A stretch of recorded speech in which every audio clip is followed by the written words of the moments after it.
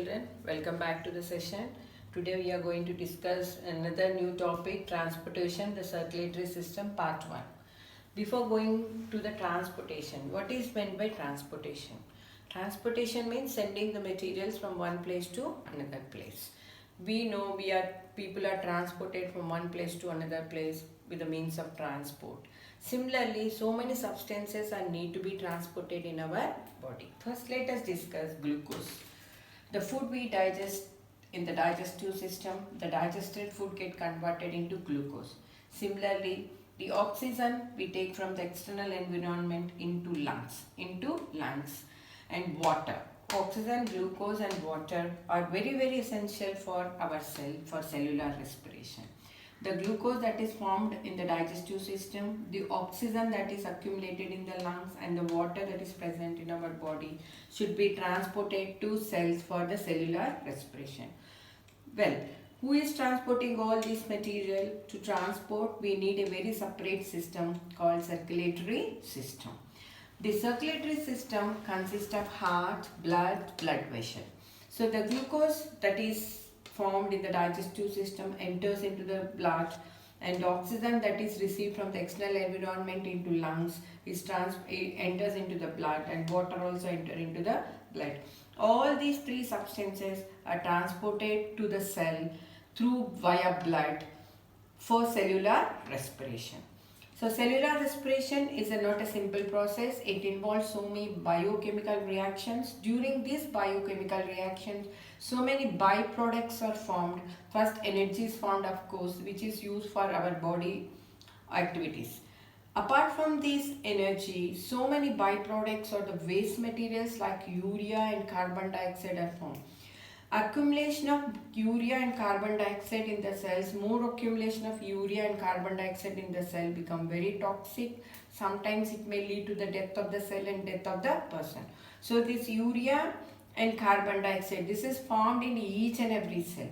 The urea and carbon dioxide should be transported. Urea should be transported to the excretory system. Excretory system consists of kidneys.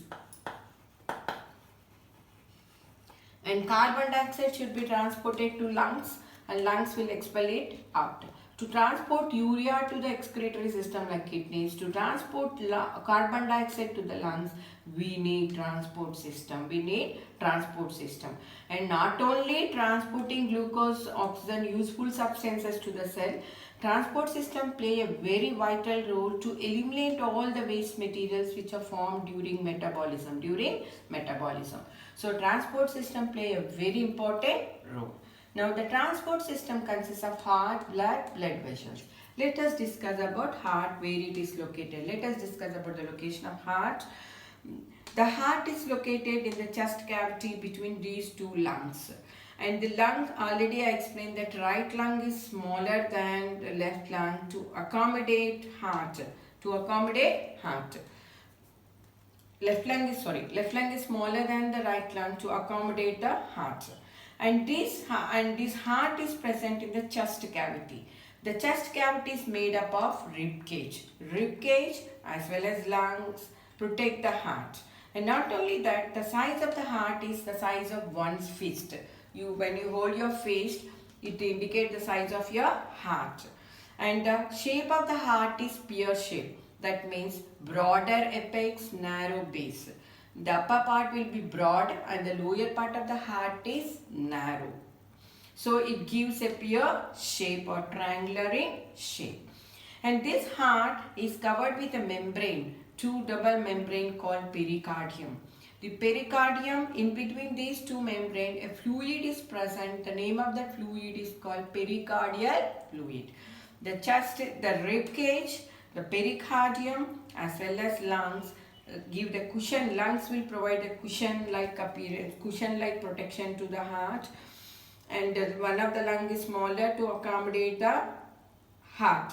And this pericardium consists of pericardial fluid, pericardium, pericardial fluid and rib cage. All these give protection to the lung from blows, mechanical shocks, physical injuries. That's why it is located in the chest cavity and it is very safely protected. Why? Because it is one of the important vital organ in our body. Now when we discuss about the internal structure of heart, when we see the internal structure of heart, the internal structure of heart is consists of 4 rooms.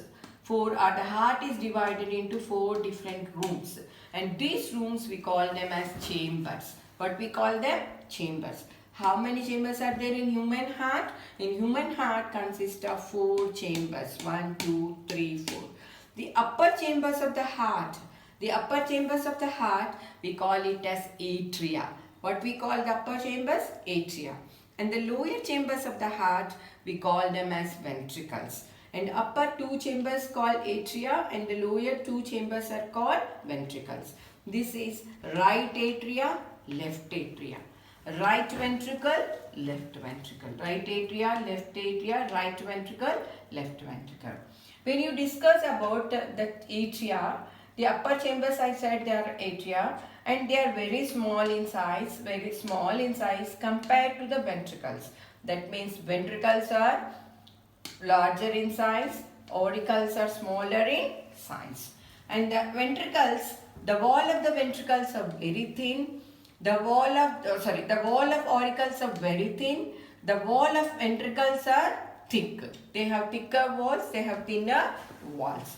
And number of blood vessels are present in the heart. All these blood vessels are attached to the atria. Let us see what are the different types of blood vessels.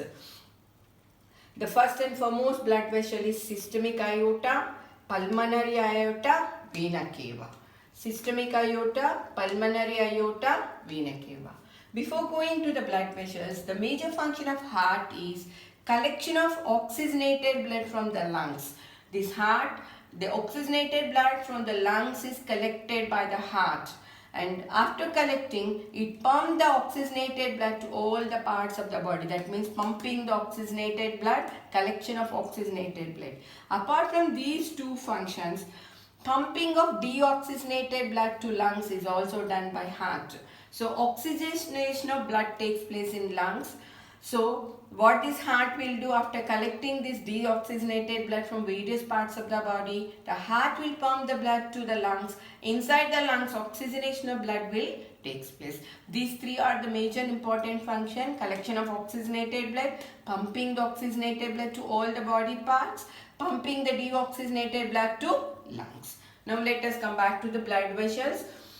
There are major blood vessels in our body are arteries, veins and capillaries. Arteries and veins are the major important blood vessels, and the smallest blood vessels we call them as capillaries.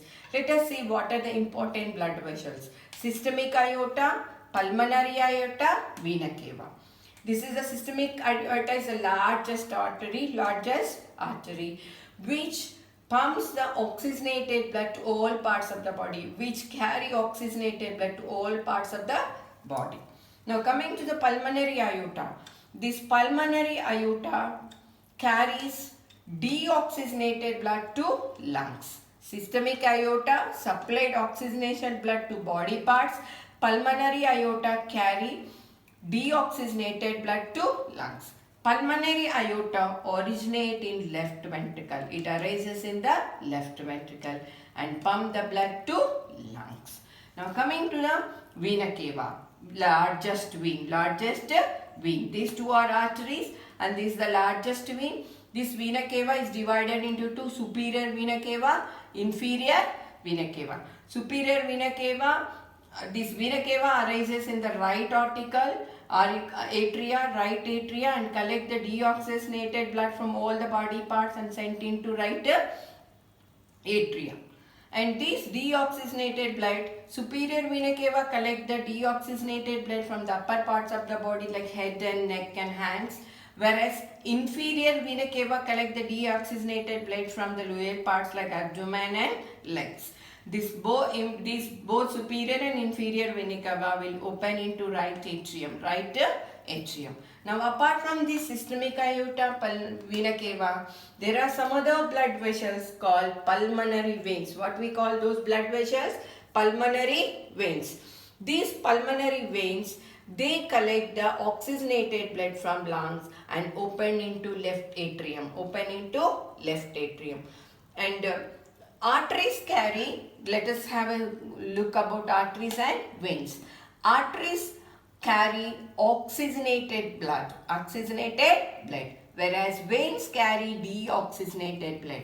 The walls of arteries are very rigid, very strong to withstand the high blood pressure, because in arteries blood will flow with a high pressure. Veins are less rigid and they carry deoxygenated blood.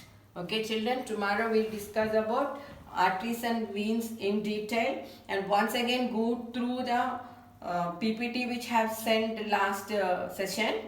While you are going through it, once again go to that PPT. Thank you children. We'll join in next session.